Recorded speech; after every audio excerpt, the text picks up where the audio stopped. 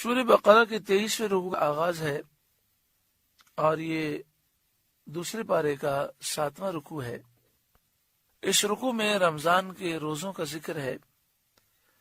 یا ایھا الذین آمنوا، اے ایمان والوں، کتب علیکم الصیام، تم پر روزے فرض کیے گئے، کما کتب علی الذین من قبلکم، جیسا کہ تم سے پہلے لوگوں پر فرض کیے گئے، لعلکم تتقون، تاکہ تمہیں پرہیزگاری ملے۔ یہاں فرمایا گیا کہ تم پر روزے فرض کیے گئے، یعنی رمضان کے روزے فرض کیے گئے۔ اسلام کی ابتدا میں یعنی ابتدائی ایام میں جو روزے فرض ہوئے تو اس میں ایک روایت یہ ہے کہ پہلے عاشورے کا روزہ فرض ہوا، پھر اس کی فرضیت منسوخ کی گئی، ہر مہینے کے 3 روزے فرض ہوئے۔ 3 روزوں سے مراد ہے 13، 14، 15 تاریخ کا روزہ، پھر اس کی فرضیت منسوخ کی گئی۔ اب یہ ہے کہ عاشورے کا روزہ رکھنا سنت ہے، افضل ہے، اور ہر مہینے کے 3 روزے رکھنا افضل ہے۔ اسے ایام بید کہتے ہیں، 13، 14، 15۔ ایام بید اسے اس لیے کہتے ہیں کہ اس میں راتیں روشن ہوتی ہیں، چاند اپنے عروج پر ہوتا ہے۔ 14ویں کا چاند 14ویں رات کو ہوتا ہے، اور 13 اور 15 کو بھی چاند روشن ہوتا ہے، اس لیے اسے ایام بید کہتے ہیں، روشن ایام، روشنی والے دن۔ پھر اس کے بعد رمضان کے روزے فرض کیے گئے۔ اس میں بھی یہ تھا کہ اگر کوئی شخص عشاء کی نماز ادا کر لے تو عشاء کی نماز ادا کرتے ہی اس کا روزہ شروع ہو جاتا، یا وہ غروب آفتاب کے بعد سو جائے تو سوتے ہی اس کا روزہ شروع ہو جاتا، اب آنکھ کھلنے کے بعد وہ کھا نہیں سکتا تھا۔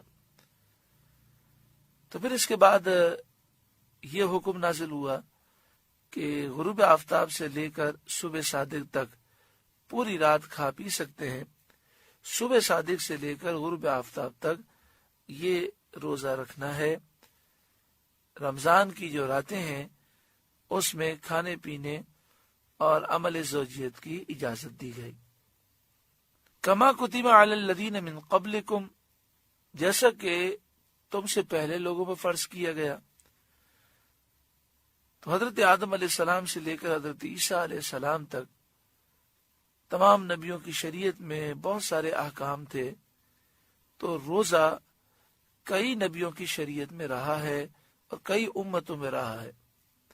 کسی پر عاشورے کا روزہ تھا، کسی پر ہر مہینے کے 3 روزے تھے، مختلف امتوں پر مختلف روزوں کے ایام تھے، کیفیتیں اور مسائل بھی مختلف تھے، لیکن فی نفسی روزے کی عبادت پچھلی امتوں میں رہی ہے۔ لعلکم تتقون، اس میں یہ واضح اشارہ موجود ہے کہ روزہ رکھنے کا فائدہ تمہیں پہنچے گا، کہ روزے کی برکت سے تمہارے دل نرم ہوں گے، دل کی گندگی دور ہوگی، اور تمہیں اللہ کا قرب نصیب ہوگا، خوف خدا کی نعمت نصیب ہوگی۔ ایام معدودات، گنتی کے چند دن ہے۔ جب کسی کے سامنے یہ بات ہوتی ہے کہ چند دنوں کی بات ہے اور چند دن اگر ہم محنت کر لیں گے تو بہت زیادہ فائدہ ہو جائے گا، تو لوگ محنت کرنے سے سستی نہیں کرتے۔ جیسے مختلف کاروباری حضرات کے لیے بزنس کے سیزن مختلف ہوتے ہیں، تو وہ 15 دن یا 1 مہینہ، 1.5 مہینہ سال میں وہ ایام آتے ہیں نہ وہ اچھی طرح سو سکتے ہیں، نہ کھا سکتے ہیں، نہ پی سکتے ہیں، مصروف بہت زیادہ ہوتے ہیں، تو وہ ایک دوسرے کو تسلی اس طرح دیتے ہیں کہ چند دنوں کی تو بات ہے، یہ کمائی کے ایام ہے، جب گزر جائیں گے تو پھر افسوس ہوگا، تو ہم محنت کر کے کما لیں۔ تو فرمایا ایام معدودات، سال میں ایک دفعہ رمضان کا مہینہ آتا ہے اور گنتی کے دن ہیں، 29 کا مہینہ ہوتا ہے یا 30 کا۔ اگر کچھ تکلیف اٹھا لوگے اور قدر کر لوگے تو اس کی برکتیں تم پورے سال بھر کے پوری زندگی پاؤ گے، دنیا بھی سنور جائے گی اور آخرت بھی سنور جائے گی۔ فمن کان منکم مریضا، تو جو کوئی تم میں سے بیمار ہو، ایسا بیمار ہو کہ جس کے لیے روزہ رکھنا مشکل ہو، او علی سفر، یا وہ سفر میں ہو۔ سفر سے مراد یہ ہے کہ 92 کلومیٹر یا اس سے زائد دور جانے کے ارادے سے اپنے شہر سے باہر نکل چکا ہو۔ سفر کے دوران اگر وہ روزہ نہ رکھنا چاہے یا بیمار روزہ نہ رکھنا چاہے تو رمضان کے روزے ابھی نہ رکھے، بعد میں قضا کر لے۔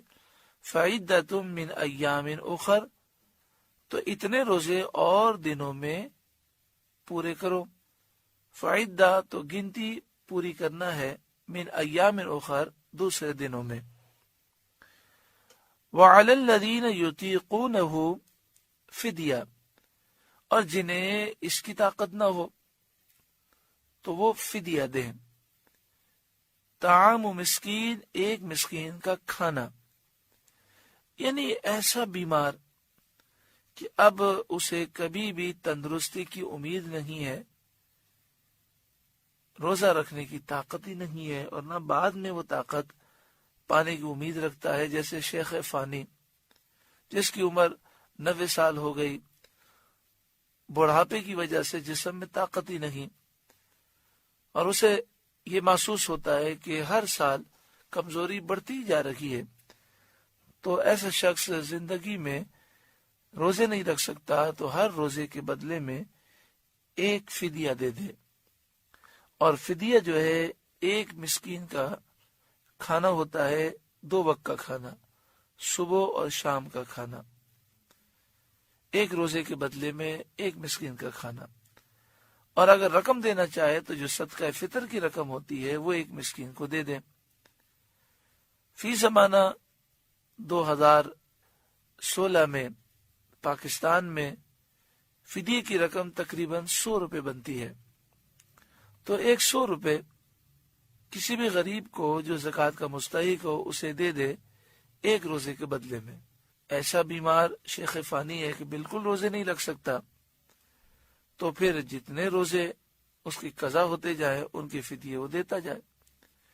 اور بعض ایسے مریض ہوتے ہیں کہ ان کے ساتھ مسائل یہ ہوتے ہیں کہ وہ مسلسل روزے نہیں رکھ سکتے، تو چند روزے رکھے بھی طبیعت خراب ہو گئی، اب معاملہ یہ ہے کہ اب تندرست ہونے کی امید نہیں ہے، تو جتنے روزے باقی ہیں ان کا وہ فدیہ دے دیں، اور اگر فدیہ دینے کی برکت سے تندرستی مل جائے اور پھر روزہ رکھنے کی طاقت ہو جائے تو پھر روزے رکھنے ہوں گے۔ فمن تطوع خیرا فہو خیر اللہ، پھر جو اپنی طرف سے نیکی زیادہ کرے تو وہ اس کے لیے بہتر ہے۔ یعنی اگر فدیے کی رقم 100 روپے بنتی ہے تو وہ ایک روزے کے بدلے 1000 روپے دینا چاہے، 5000 روپے دینا چاہے، جتنا زیادہ دینا چاہے اتنا ہی زیادہ ثواب ہے۔ وَأَن تَصُومُوا خَيْرٌ لَكُمْ، اور تمہارا روزہ رکھنا یہ تمہارے لیے بہتر ہے، ان کنتم تعلمون، اگر تم جانو۔ یعنی مسافر اگر حالت سفر میں روزہ رکھ سکتا ہو اور اسے اور اس کے ساتھیوں کو تکلیف کا اندیشہ نہ ہو تو بہتر ہی ہے کہ روزہ رکھ لے۔ اسی طرح ایسا مریض کہ جسے کچھ تکلیف تو ہوگی لیکن روزہ اس کا ہو جائے گا، تو کچھ تکلیف برداشت کر کے روزہ رکھ لے تو یہ بہتر ہے۔ ہاں اگر ایسا مرض ہو کہ جس میں روزہ ناقابل برداشت ہو جائے گا تو نہ رکھے۔